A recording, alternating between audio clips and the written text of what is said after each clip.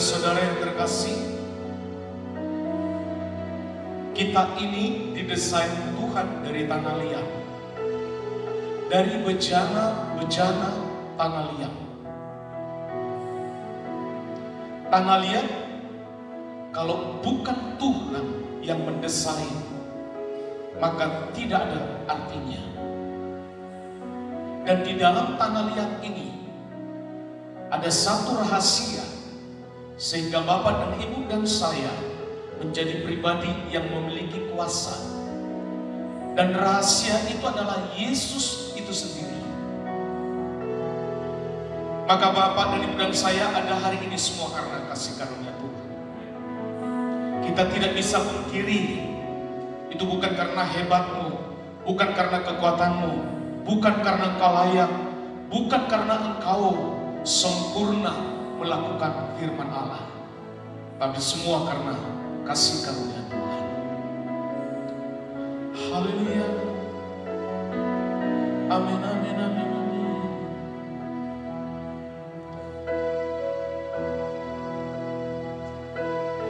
Aku ada saat ini, semuanya karena kasih-Mu. Aku hidup hari ini, semua berkat kemurahan-Mu. Terima kasih Yesus, Engkau sangat baik, teramat baik. Aku ada saat ini, semuanya karena kasih-Mu. Aku hidup hari ini, semua berkat kemurahan-Mu. Terima kasih Yesus, Engkau sangat baik, teramat baik bagiku. Haleluya.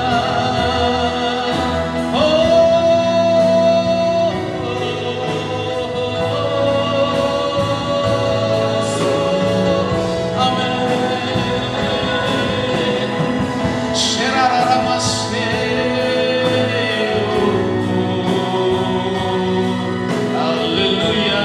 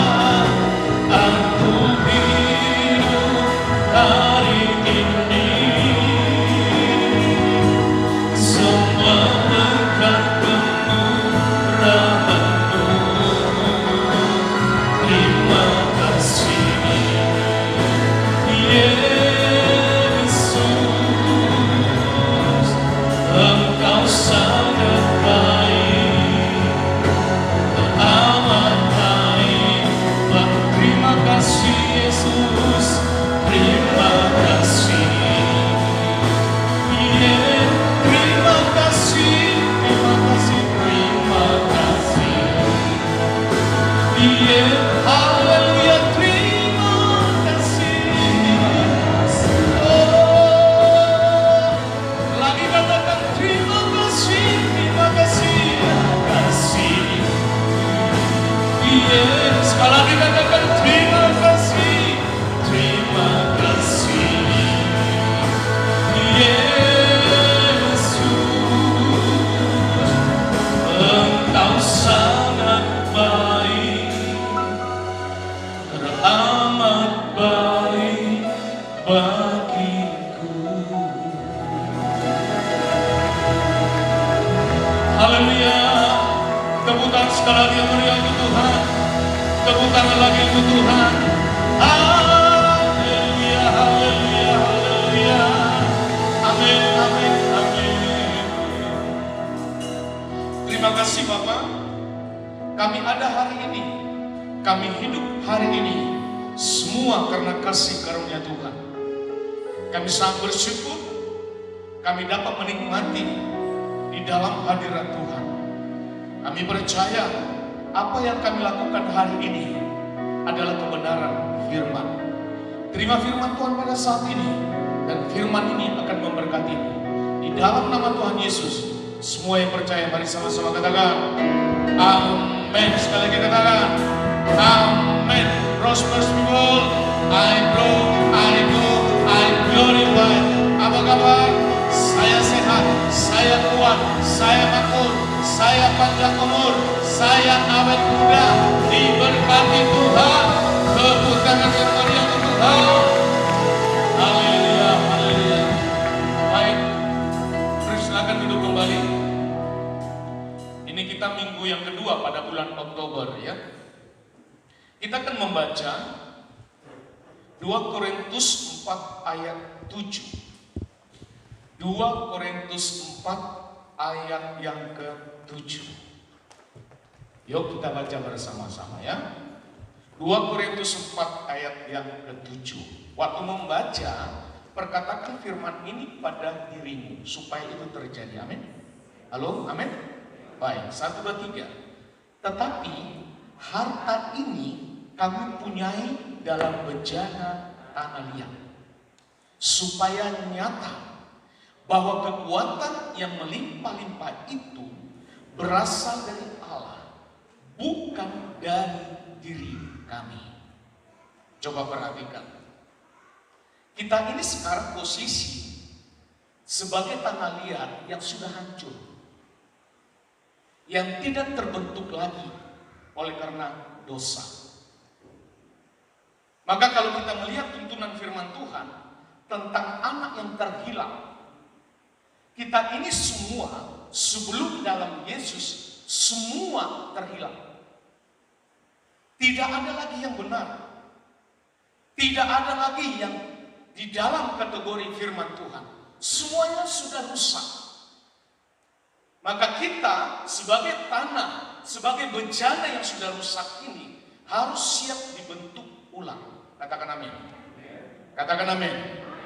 Kalau tidak mau dibentuk ulang, maka Anda dan saya sulit menjadi serupa lagi dengan Kristus. Ya, sulit menjadi serupa dengan Kristus. Maka hari ini izinkan dirimu dan diri saya untuk dibentuk kembali. Yang tadi bejananya itu sudah pecah, sudah tercerai-berai. Ini lagi Tuhan kumpulkan supaya menjadi satu bentuk yang utuh. Di mana Tuhan awal sekali membentuk manusia itu dari tanah. Kalau bahasa asli, dia dari tanah liat, bukan dari lumpur. Karena tanah yang bisa dibentuk itu dari tanah liat.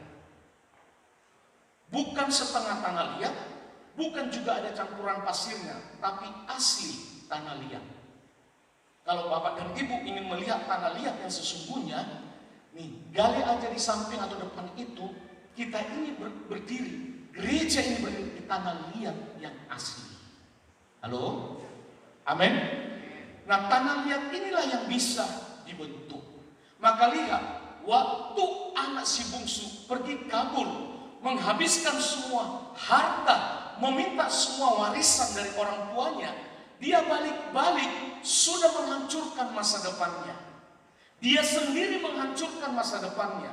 Dia sendiri menghabiskan warisan itu.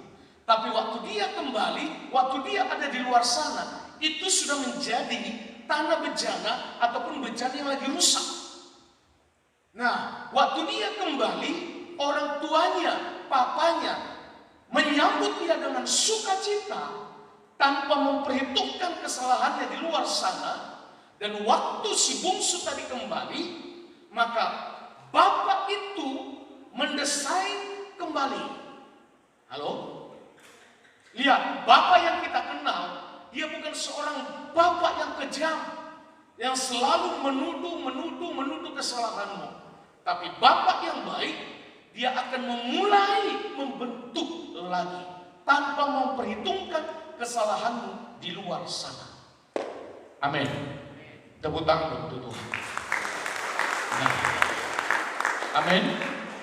Maka kembalilah seperti anak bungsu tadi supaya siap dibentuk. Sama juga seperti anak si sulung. Dia juga sebenarnya dia tidak sadar bahwa dia tinggal di dalam rumah kasih karunia. Buktinya apa? Sudut pandangnya terhadap adiknya yang menghabiskan harta, padahal bukan hartanya yang dihabiskan, bukan warisan si sulung yang dihabiskan. Yang dihabiskan itu justru warisan adiknya sendiri dan juga sebagian warisan orang tuanya. Tapi si sulung melihat dia juga dirugikan. Nah, ingat, banyak orang Kristen tinggal di gereja, tapi konsep dia berpikir masih seperti si sulung. Dia tidak bisa memahami bahwa apa yang Bapak punya, dia juga punya. Amin. Amin. Semua anak Tuhan, tidak ada lagi hamba di tempat ini, tapi semua anak Tuhan. Katakan amin. Kalau disebut anak Tuhan, berarti nilaimu di hadapan Tuhan itu sangat mahal. Dan hubunganmu kepada Tuhan tidak sekedar lagi seperti gaji kepada seorang hamba atau karyawan, tapi engkaulah pewaris tahta itu. Katakan amin. Nah, lihat di situ ya.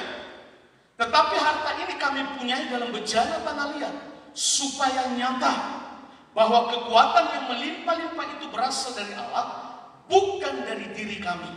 Saya baca terjemahan yang lain. Kami mendapat harta itu dari Allah. Kami mendapat harta itu dari Allah. Tetapi kami hanya seperti bejana tanah liat yang menyimpan harta itu. Hal ini menunjukkan bahwa kuasa yang besar itu adalah dari Allah, bukan dari kami. Nah, lihat ya, orang yang selalu tinggal dalam kasih karunia Tuhan, dia akan selalu menyatakan segala posisinya itu karena Tuhan. Katakan amin. Kekuatan yang ada padamu dan pada saya hari ini, itu juga karena dari Tuhan. Kedudukanmu hari ini, posisimu hari ini ada, itu juga karena Tuhan. Kesehatanmu hari ini ada, itu juga karena Tuhan. Kalau Anda dan saya hari ini masih hidup, itu juga karena Tuhan. Itulah ruang lingkup, sudut pandang, respon seseorang kalau selalu tinggal di dalam kasih karunia. Dia tidak pernah tertuju karena dirinya. Dia tidak pernah mengatakan bahwa itu semua karena kekuatan saya. Tetapi orang tinggal dalam kasih karunia, dia akan selalu mengatakan semua karena Tuhan. Katakan amin. Tepuk tangan untuk Tuhan. Haleluya. Hal yang tersembunyi. Apa yang dimaksud hal yang tersembunyi? Hal yang tersembunyi itu berbicara tentang kuasa Yesus. Yesus. Karena tidak semua orang di luar sana yang bahan bakunya dari tanah liat, tapi belum tentu Yesus ada di dalam. Halo, bisa paham? Halo, amin? Belum tentu. Artinya, baik di kalangan orang Kristen sendiri, baik di kalangan banyak semua agama, semua bahan baku disebut manusia itu dari tanah liat. Tetapi hal yang tersembunyi belum tentu mereka dapat. Maka berbahagialah Bapak dan Ibu dan saya, karena yang tersembunyi itu ada di dalammu. Ada di dalammu. Ada di dalammu. Dan yang tersembunyi itu apa? Yesus. Yesus ada di dalam tubuh tanah liatmu. Yesus ada di dalam tubuhmu. Maka Yesus yang tersembunyi itu ada di dalammu. Itu yang membuat Anda dan saya jadi berkuasa. Katakan amin. Tepuk tangan Tuhan. Nah, harta ini dari bejana tanah liat. Tubuh tidak ada artinya kalau Yesus tidak ada di dalamnya. Ya, bisa paham ya? Tubuh tidak ada artinya. Coba pegang tubuhmu, cubit dulu rasa sakit atau tidak. Kalau rasa sakit berarti Anda benar-benar manusia. Gitu ya. Tubuhmu itu, tubuh saya ini, itu tidak ada artinya kalau Yesus tidak ada di dalamnya. Katakan amin. Anda dan saya adalah bejana-bejana tanah liat yang kadang-kadang mengalami kesedihan, itu lumrah. Mengalami banyak keluar air mata, itu juga lumrah. Mengalami juga ada kesusahan, itu juga lumrah. Mengalami ada kebingungan, itu juga lumrah. Mengalami ada kelemahan, itu juga lumrah. Dan mengalami ketakutan, itu juga wajar-wajar saja. Bisa paham? Namun, oleh karena harta surgawi, oleh karena Yesus yang ada di dalam diri Anda, di dalam diri saya, maka kita tidak dikalahkan dengan kesedihan itu. Kita tidak akan pernah dikalahkan dengan kesusahan itu. Kita tidak pernah bisa dijatuhkan karena kesusahan itu. Katakan amin. Karena apa? Karena ada harta surgawi di dalam tubuhmu. Amin. Karena ada Yesus di dalam tubuhmu. Maka lihat, Anda dan saya bukan masalah yang terpenting menyingkirkan kelemahan itu. Bukan juga semata-mata itu berbentuk manifestasi kuasa ilahi. Tetapi Anda dan saya adalah manifestasi kuasa ilahi melalui kelemahan manusia. Artinya di dalam kelemahanmu itulah kekuatan Allah muncul. Di dalam kelemahanmu itulah powernya Tuhan itu juga nongol. Halo? Amin? Kelemahanmu bukan menjadi satu alasanmu menjauh dari Tuhan.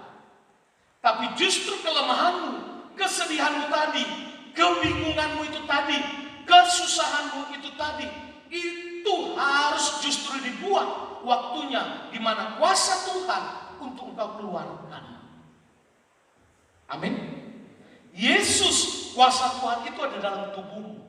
Tapi masalah kuasa Tuhan itu engkau pergunakan, engkau fungsikan, itu keputusanmu.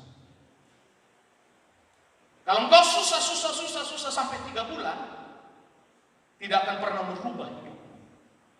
Tapi waktu engkau mengalami suatu kesusahan, engkau pakai harta surgawi itu Yesus, Anda akan keluar dari kesusahan. Masalahnya bukan tentang masalah itu, tapi Anda dan saya yang tidak sadar bahwa kuasa itu ada di dalammu. Katakan amin. Maka kita baca 2 Korintus 12 ayat 9. Yuk. 2 Korintus 12 ayat 9. Yuk baca seluruh jemaat Tuhan dengan suara yang keras. Kalau belum keras saya akan suruh pulang kembali.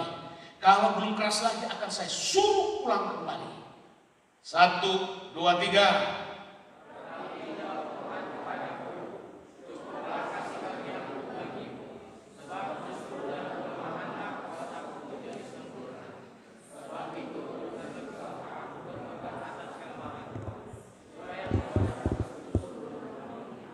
Amin. Amin. Nah lihat, cukuplah kasih karunia itu. Maka yang dibutuhkan Bapak dan Ibu sama saya gak perlu banyak kasih karunia. Amin. Amin. Tapi berbicara kasih karunia ini padamu bertambah-tambah atau tidak, itu juga keputusan. Nah, lihat, banyak orang pada saat mengalami kesusahan, banyak orang pada saat mengalami pergumulan, justru kesusahan dan pergumulan itu dia jadikan menjadi satu senjata untuk selalu membenarkan dirinya. Justru melalui firman ini, di saat engkau lemah, di saat engkau lagi mengalami sakit penyakit, di saat engkau lagi mengalami satu penderitaan, biarlah yang engkau lihat itu, yang engkau rasakan itu, justru engkau pakai untuk memuliakan Tuhan. Justru engkau pakai untuk justru membuat sesuatu, mengeluarkan sesuatu dari tubuhmu, yaitu Yesus tadi. Maka lihat, justru di saat kelemahanmu itulah engkau memuliakan nama Tuhan. Katakan amin. Katakan amin. Tuhan tidak pernah berjanji padamu dan pada saya tidak ada masalah. Yang Tuhan janjikan padamu pada saya, setiap ada masalah Tuhan kasih solusi. Setiap ada masalah Tuhan kasih jalan keluar. Setiap ada masalah Tuhan akan ada di depanmu untuk menyelesaikan semua masalah itu. Dan justru pada saat ada masalah itulah kesempatanmu dan kesempatan saya untuk terus memiliki hubungan yang lebih dalam lagi dengan Tuhan. Jadi orang Kristen sebenarnya mau dia punya masalah, tidak punya masalah, justru harus dijadikan itu momen untuk terus memiliki hubungan lebih dekat dengan Tuhan. Katakan amin. Jadi jemaat Tuhan, lihat, perhatikan, jemaat Tuhan, apapun masalahmu di luar sana, apapun yang membuat imanmu drop, apapun yang membuat engkau berputus asa, ingat, kuasa yang ada dalam tubuhmu itu Yesus, itu harus engkau pergunakan. Amin. Jangan terlena dengan masalah itu.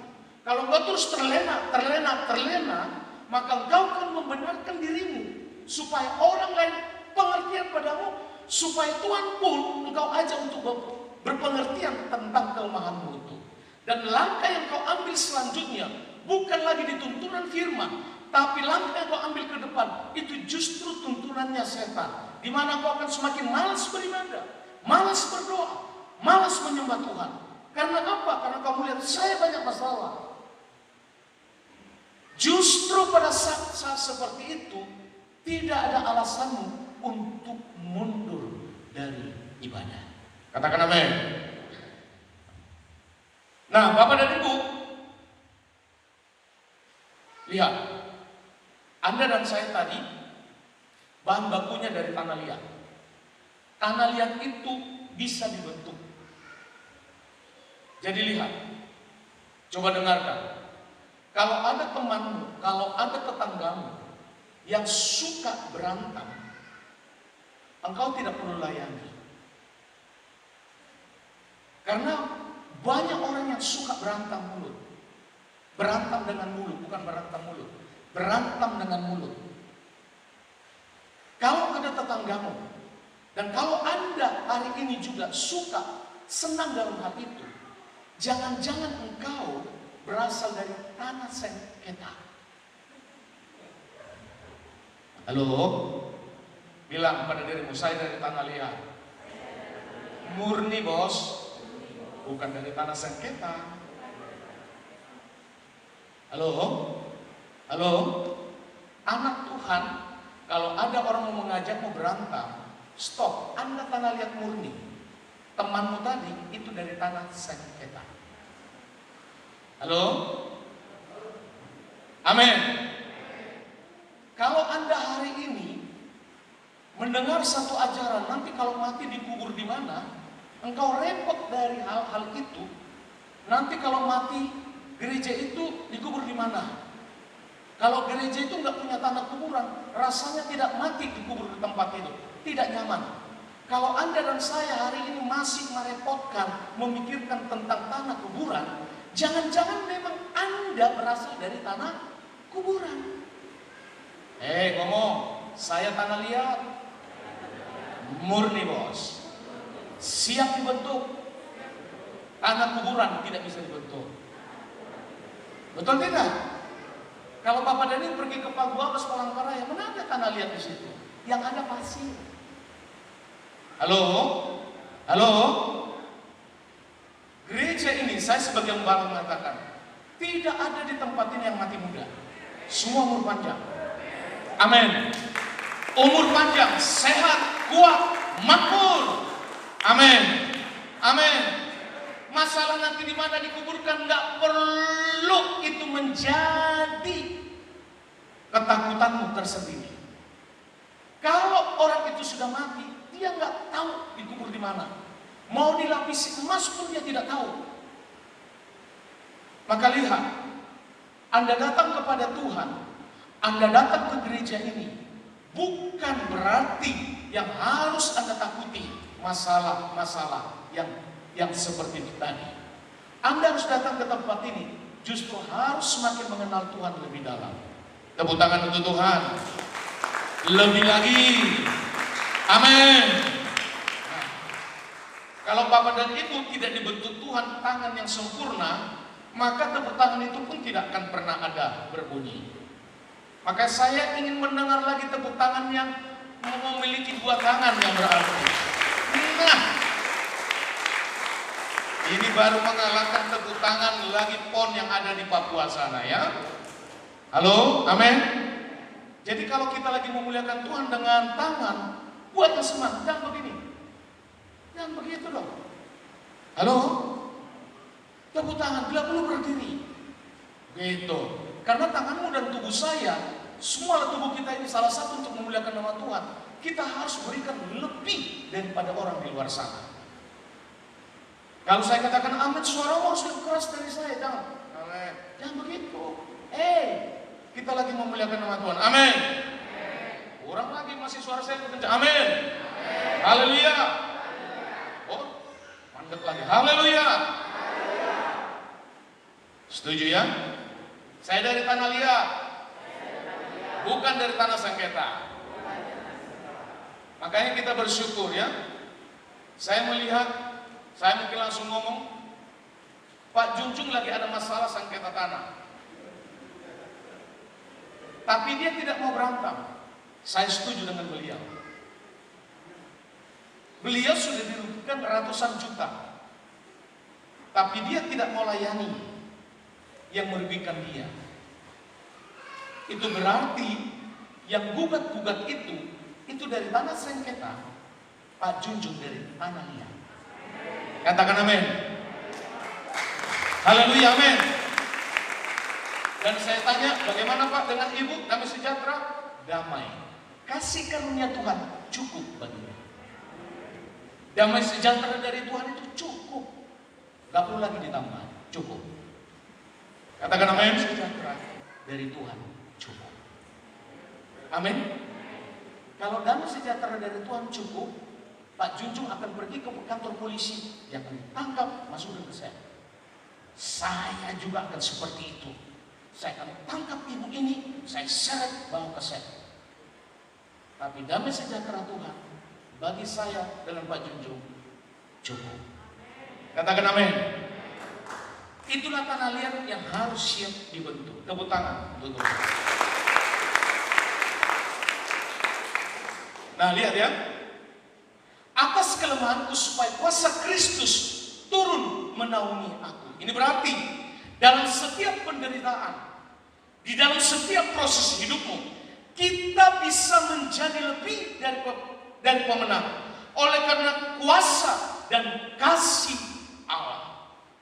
Di saat Anda lagi berperang, ingat, sadari Anda sudah berperang dari tempat yang sudah menang.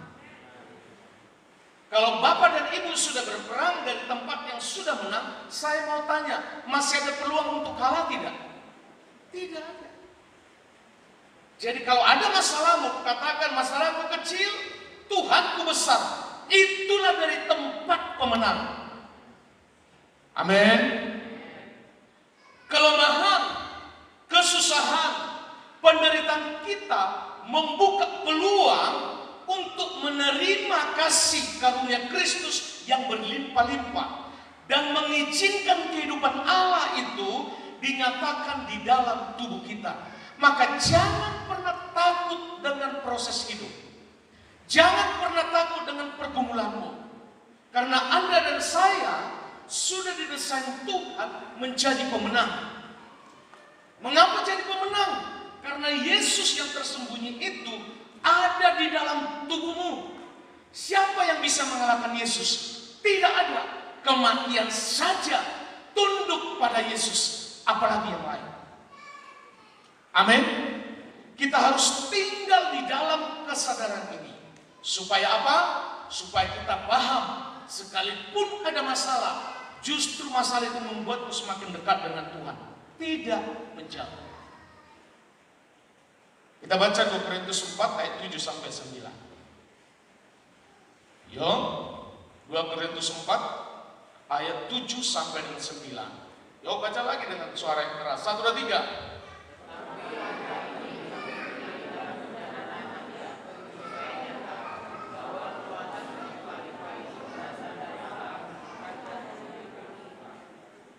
Terus ayat 8.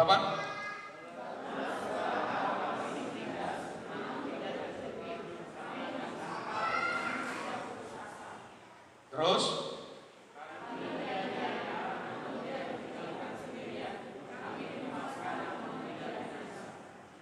halo, amin.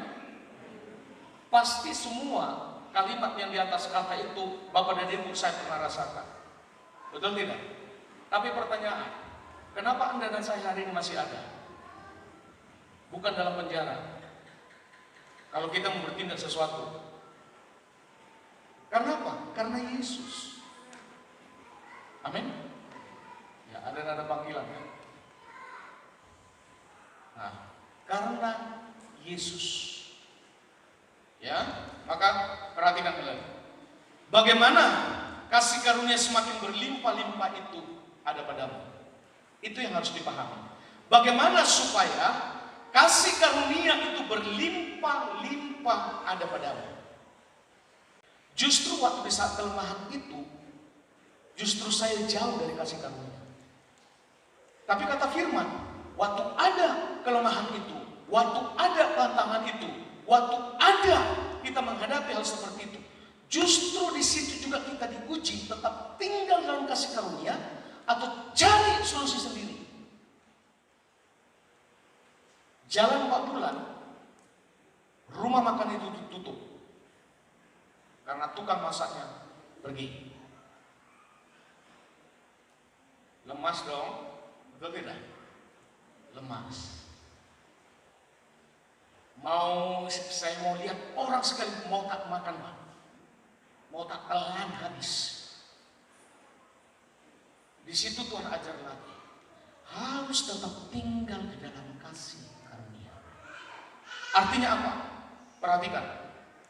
Orang sering sekali tidak disiplin pada saat ada proses hidup, ada masalah, dia tidak mau tinggal dalam kasih karunia. Justru dia keluar mau cari solusi pertama. Tuhan mau engkau harus tetap bertahan di dalam ibadahmu, di dalam doamu, di dalam penyembahanmu, di dalam merenungkan firman. Kita harus tetap stabil, kita harus tetap kokoh di situ. Justru waktu kita kokoh di situ, kasih karunia Tuhan itu justru akan bertambah padamu. Waktu Tuhan sudah melihat engkau stabil di situ, saya sangat yakin Tuhan akan memberikan solusi dengan konsep kasih karunia. Saya bisa membenarkan ini karena begitu banyak yang harus diselesaikan. Dan ternyata dengan cara kekuatan sendiri akan mentok. Justru di saat seperti itu, doanya justru berkurang.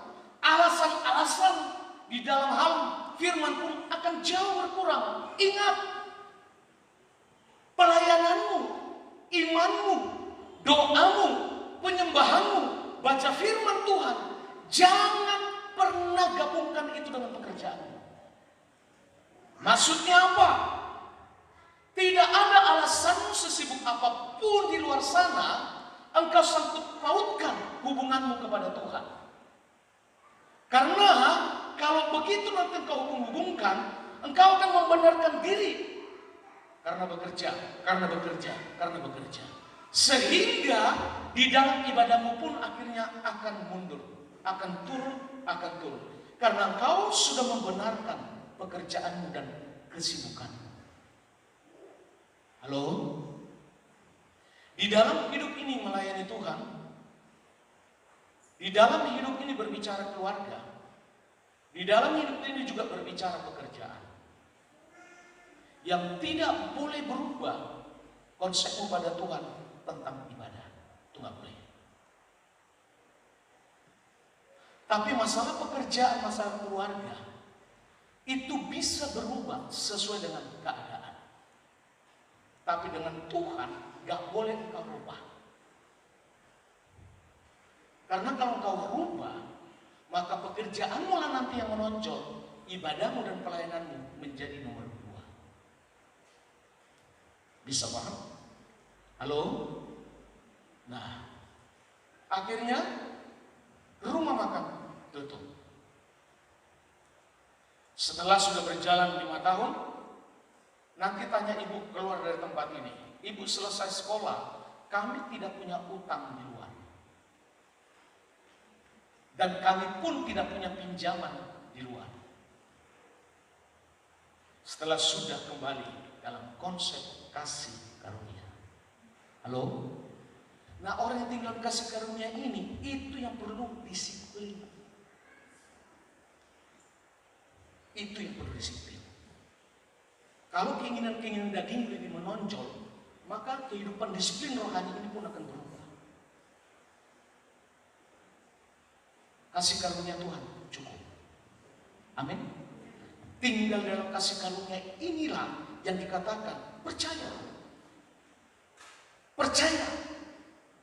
Iman itu harus dikerjakan dengan cara apa? Percaya. Dan percaya itu harus dikerjakan dengan cara apa? Disiplin. Amin. Amin. Disiplin. Maka tidak ada masalah di luar sana yang menimpamu, yang membuat engkau akan jatuh. Tidak akan pernah ada. Tidak akan pernah ada. Katakan amin. Katakan amin. Waktu itu sekolah, alasan saya itu banyak untuk tidak melayani. Alasan saya banyak tidak datang ke Kuala Kurung. Alasan saya banyak sekali untuk membenarkan diri saya.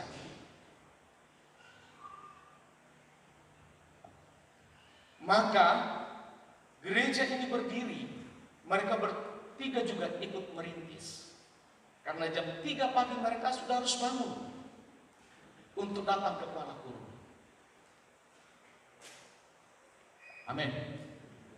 Jadi kalau Bapak dan Ibu melihat anak-anak saya ketiga ini langsung melayani, itu bukan karena saya desain, tapi karena komitmen yang selalu setia di dalam kasih karunia.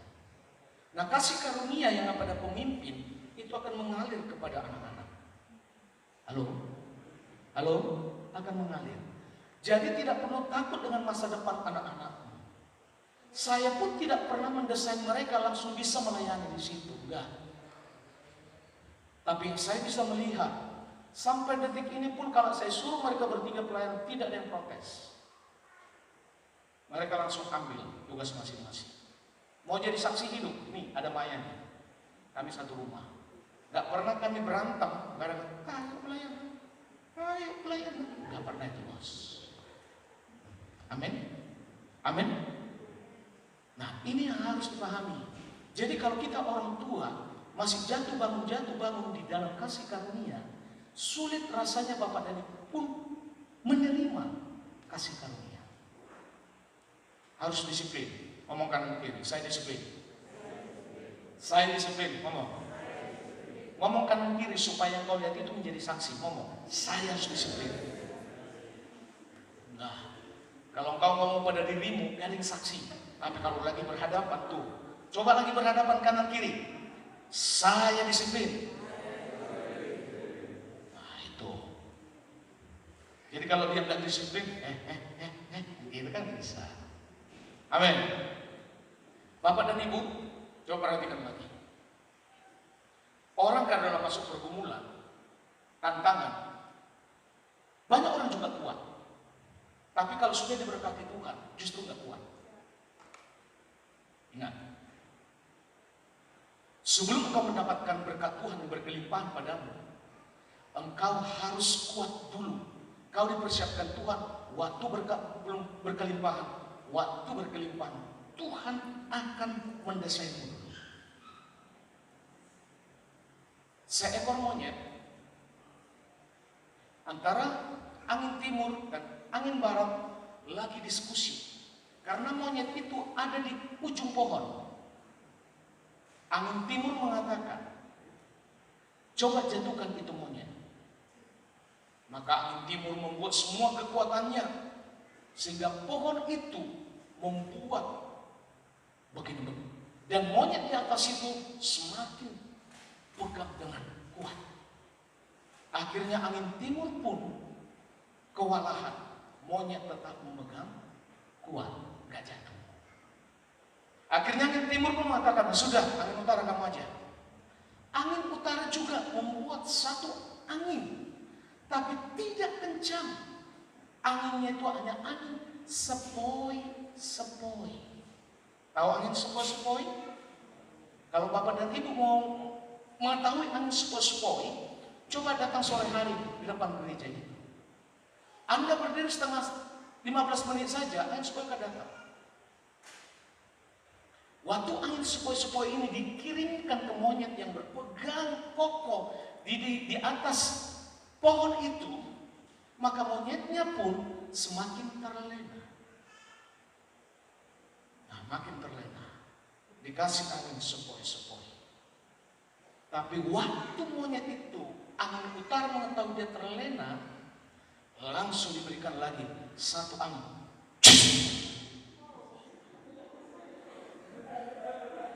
Saya yakin Bapak dan Ibu terlena. Waktu diberikan angin yang kencang tadi, monyet pun langsung jatuh. Halo? Halo? Ingat, banyak orang kuat di dalam penderitaan. Banyak orang kuat waktu duitnya pas-pasan. Banyak.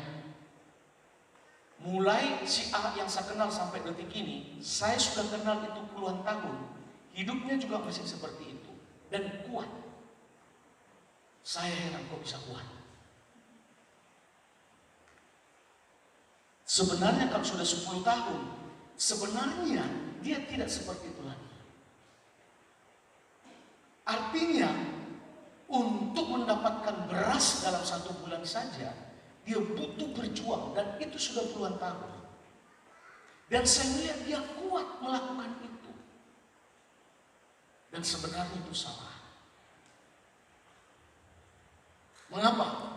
Jangan salahkan dirinya. Karena banyak orang juga tidak kuat waktu dia sudah pegang sesuatu. Yang tadinya misalnya penghasilannya 5 juta, 1 juta, 2 juta, setelah 10 juta, mulai nggak kuat. Mulai nggak kuat. Banyak mau cari angin sepoi-sepoi di luar sana. Waktu datang angin badai sedikit, cak, dia jatuh. Tuhan tidak mau dirimu dan diri saya oleh karena harta engkau jauh darinya.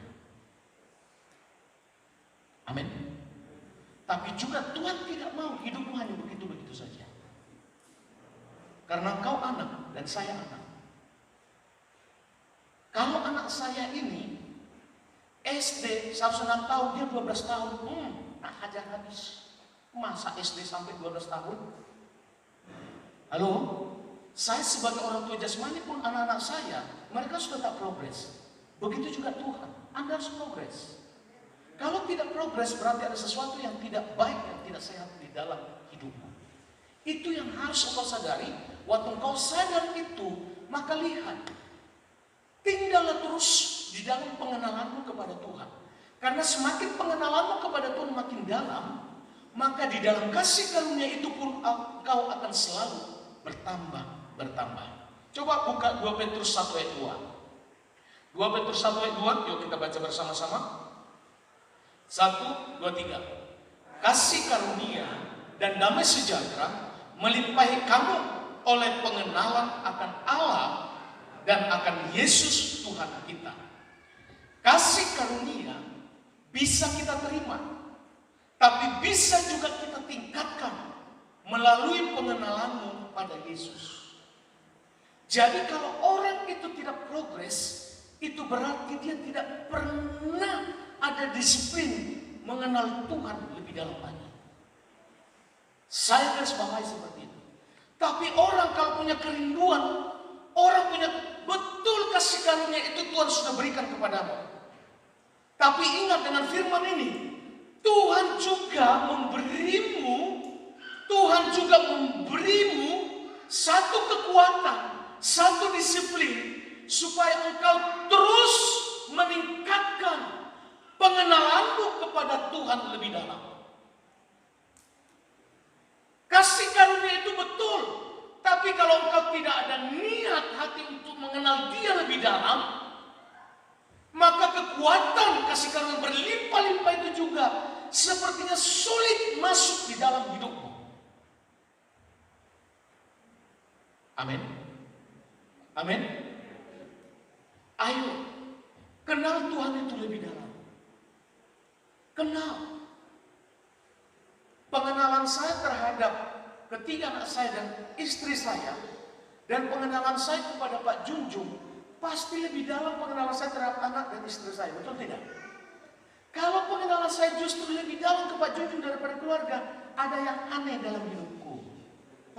Bisa-bisa juga Pak Junjung ngopoin ya, mereka kemana-mana kok berdua kan gitu, ya? Pergi ke Palangkaraya berdua begitu, betul nggak? Orang lain kan bilang, kayaknya dua orang itu ada kelainan, pasti begitu. Halo, bisa paham? Halo, amin. Mari kenal Tuhan itu lebih dalam. Itu keputusanmu. Itu keputusanmu. Justru waktu ada masalah, engkau harus lebih mengenal. Engkau harus lebih dalam mengenal Tuhan itu dengan masalah tadi. Harus. Jangan jadikan masalah itu untuk membenarkan dirimu supaya meninggalkan ibadah. Maka kasih karunia itu yang bertambah-tambah tadi sulit untuk engkau terima. Sulit. Kemarin dari Palangkaraya saya dengan ibu macet, baru macet di Kalimantan Tengah, yaitu di Bukit Rawi. Ya, macet. Sehingga sampai di kurang hampir 5 jam. Nggak ada sejarahnya saya itu bawa mobil dari Palangkaraya ke Purwo itu 5 jam. Nah, saya bilang sama ibu, WA Pak Philip sama Ibu Winti. Bilang, cepat saja. Karena takutnya air naik. Kenapa saya WA mereka? Karena saya juga mengenal mereka. Betul tidak? Saya dengan ibu mau mereka karena memang itu bentuk kasih. Tapi kalau saya WA punya BRI, kan lucu. Halo? Saya tidak mengenal. Walaupun saya kenal, saya ke BRI, halo Pak, cuman halo-halo aja. Tapi kalau misalnya tadi malam saya melihat banyak macet begitu, banyak jalan rusak, saya tidak mungkin, sekalipun saya tahu Satpam BRI itu di Palangkaraya, nggak mungkin saya WA. Tapi karena saya tahu mereka berdua di Palangkaraya, supaya apa yang saya alami macet ini mereka tidak mengalami. Itu kasih Bapa. Amin. Saya nggak tahu dari malam sampai jam berapa. Dan saya tahu mereka berangkat malam. Halo, ayo kenali Tuhan itu lebih dalam. Amin. Coba lihat sekarang. Orang sudah dikasih izin untuk onsite pun tetap mereka tidak nyaman. Justru mereka lebih nyaman pergi ke pasar. Padahal dari tingkat disiplin, tingkat daripada tuntutan bahwa di sini itu jauh lebih tinggi. Nah, kalau Bapak dan Ibu pergi ke pasar, belum tentu semua yang di pasar itu mandi. Halo? Dan Anda yang ke pasar juga belum tentu mandi. Tapi saya yakin Bapak dan Ibu kalau masuk ke gereja ini, tadi pagi pasti sudah mandi. Artinya tingkat kebersihannya lebih nyaman. Virusnya, gak datang. Betul tidak? Halo? Tapi kenapa? Kenapa banyak orang bersembunyi di pandemi ini? Justru harus dibuat masa pandemi ini semakin dia mengenal Tuhan dengan baik. Tapi dijadikan menjadi satu alasan untuk membenarkan dirinya. Bukankah ini satu metode dari iblis, dari setan, supaya banyak orang Kristen itu tidak mau lagi mengenal Tuhan dengan baik. Saya berharap Bapak dan Ibu yang ada di tempat ini, jangan pakai metode yang dari iblis tadi lagi. Sadari, kenal Tuhan lebih dalam lagi. Waktu kau mengenal Tuhan lebih dalam, maka hidupmu dan hidup saya pun akan terus ditambah-tambah kasih karunia, terus berkelimpahan, terus berkelimpahan, terus berkelimpahan, terus berkelimpahan. Amin. Maka lihat 2 Petrus 1 ayat 2 tadi, translation yang lain mengatakan begini, apakah saudara ingin supaya kebaikan dan damai Allah semakin berlimpah? Jikalau demikian, belajarlah mengenal Dia lebih baik. Jadi mengenal Tuhan ini lebih baik, itu keputusanmu. Mengenal Tuhan ini lebih dalam, itu keputusanmu. Kami sebagai gembala, saya sebagai gembala, hanya membuka jalan itu. Tapi engkau disiplin, itu keputusanmu. Bisa paham? Bisa paham? Dan saya bisa katakan, saya, anak-anak saya, istri saya, kami itu selalu dilimpahi dengan kasih karunia, kasih karunia, kasih karunia. Amin.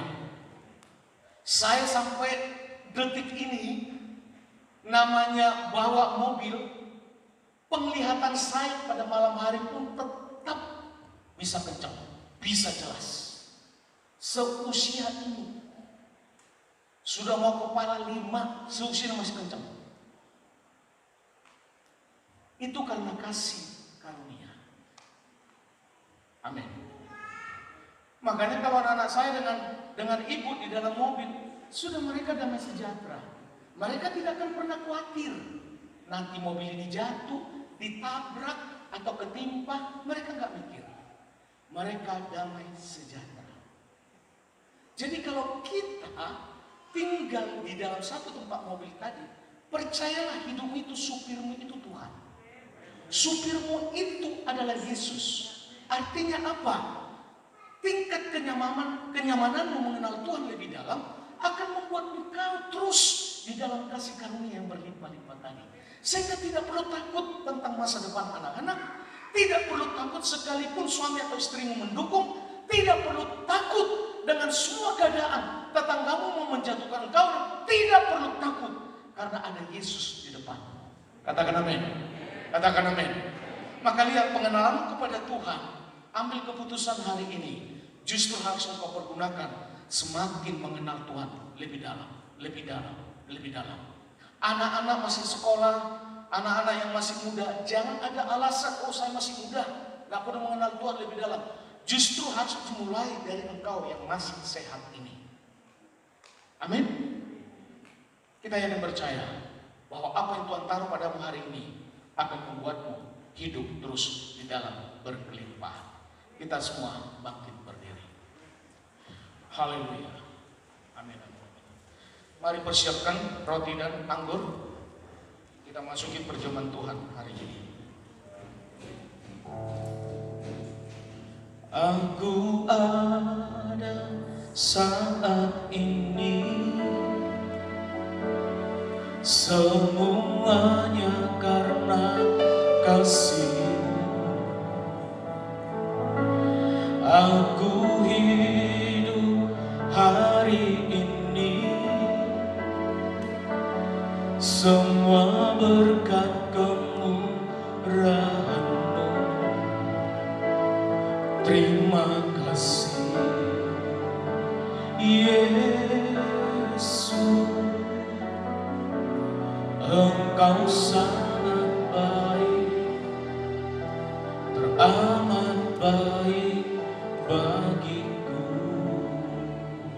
anak-anak boleh ikut perjamuan Tuhan, ya. Sebelum mereka akil balik, orang tua yang mengangkat roti dan anggur nanti diberikan pada anakmu. Amin. Karena dengan mereka mengikuti itu, berarti mereka juga percaya sesungguhnya kepada Tuhan. Tapi orang tua yang mengangkat. Kalau anak sudah dewasa, boleh sendiri. Aku ada saat ini, semuanya karena kasih-Mu. Aku hidup hari ini, semua berkat kemurahan-Mu. Terima kasih Yesus, Engkau sangat baik, teramat baik. Aku ada saat ini, semuanya karena kasih-Mu. Aku hidup hari ini, semua berkat kemurahan-Mu. Terima kasih Yesus, Engkau sangat baik, teramat baik bagiku.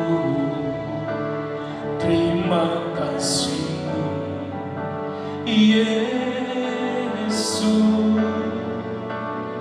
Engkau sangat baik, teramat baik bagiku. Terima kasih Yesus, Engkau sangat baik, teramat baik bagiku.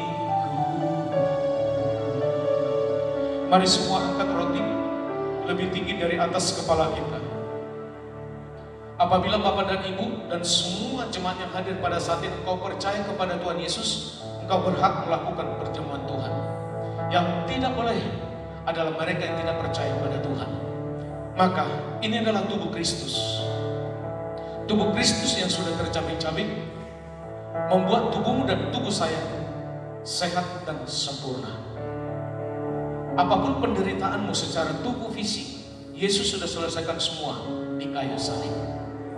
Kami percaya waktu kami melakukan perjamuan Tuhan ini, bahwa tubuh Kristus sudah bersatu dengan tubuh kami. Dan ini berbicara tentang di mana kami harus membicarakan, membagikan, memberitakan tentang kematian Tuhan. Di dalam nama Tuhan Yesus kami mau makan. Haleluya. Amin. Silakan Bapak.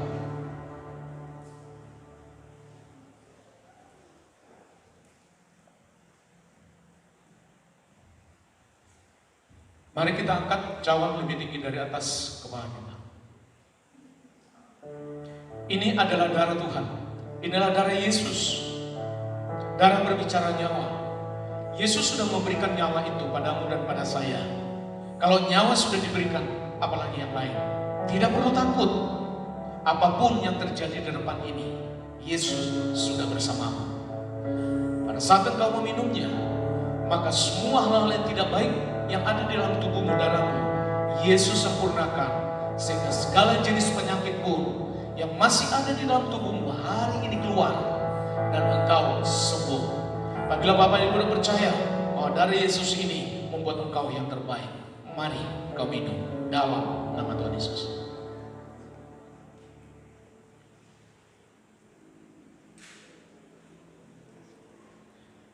Aku ada saat ini,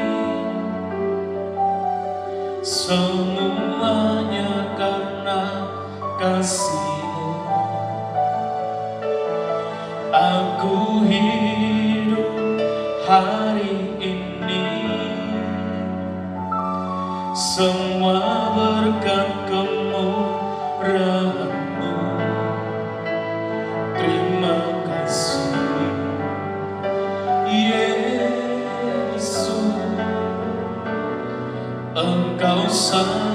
baik, teramat baik aku ada saat ini. Semuanya karena kasih-Mu. Aku hidup hari ini, semua berkat kemurahan-Mu.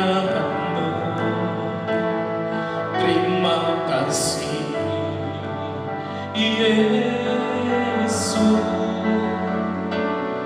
Engkau sangat baik, teramat baik bagiku.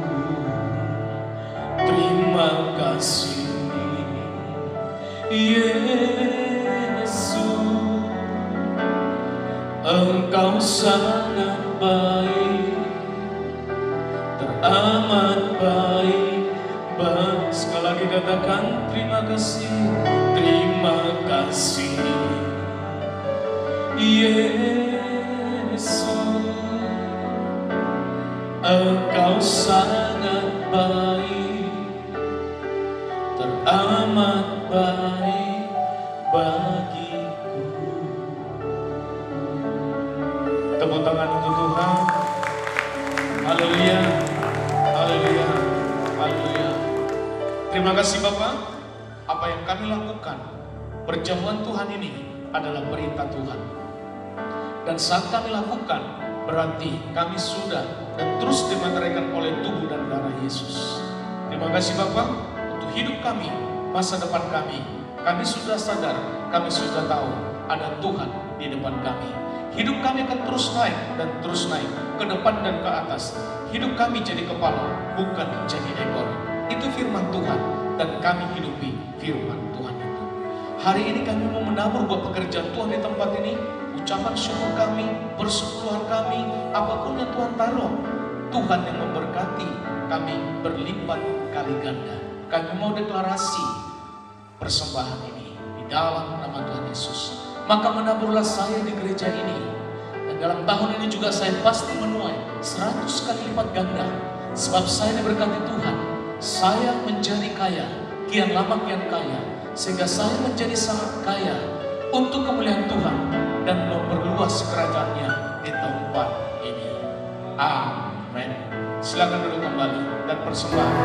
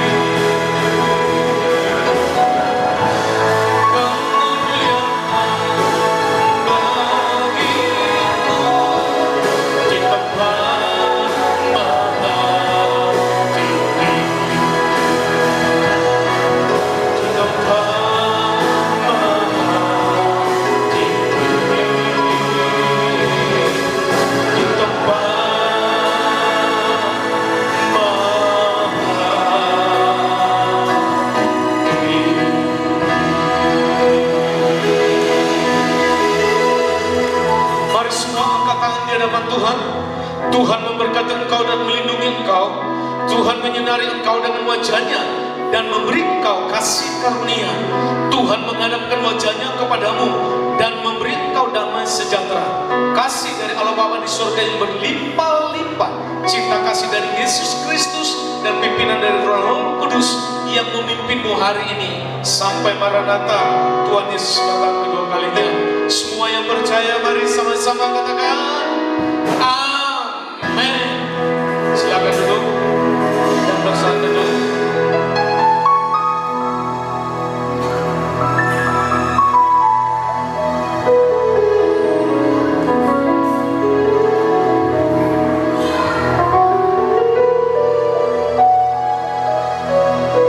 Selamat hari Minggu, Tuhan Yesus